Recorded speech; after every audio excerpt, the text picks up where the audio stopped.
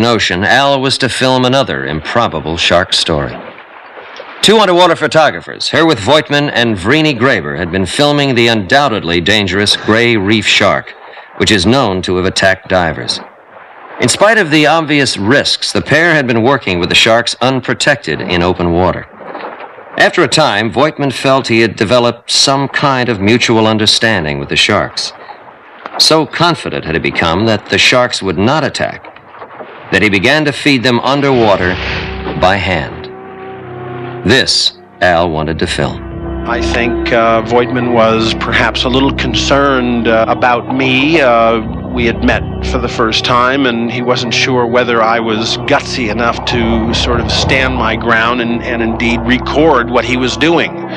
But after the first or second dive, we smiled at each other and said, hey, this is a formula and a team that's going to produce some images the likes of which no one else has seen. I was shooting high speed as well, slow motion. So what he did was recorded, I think, in the very best possible way.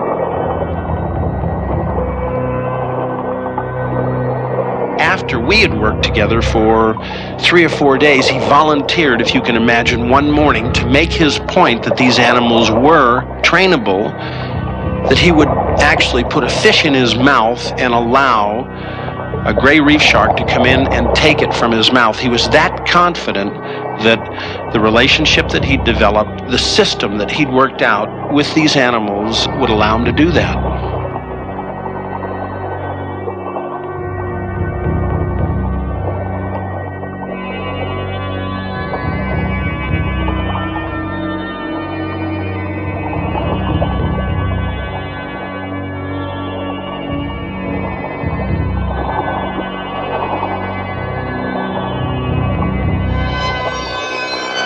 Moray eels have traditionally been considered very dangerous. Vreni not only feeds sharks by hand now, but moray eels as well.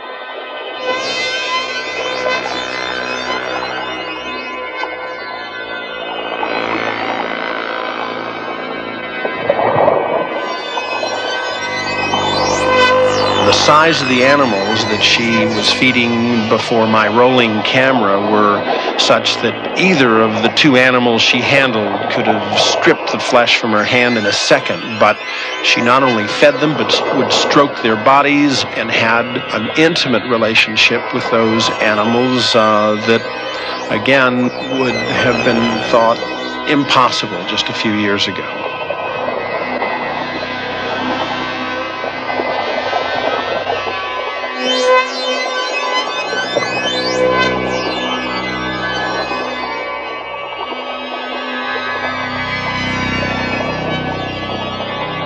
The experience in the Maldives with Vreni and Herwith was very exciting for me. I'm aware that morays can be approached and that sharks can be approached now, but it was an opportunity to record some very dramatic events that I think will dispel some of the fears and some of the sort of fantasies that have been associated with these animals.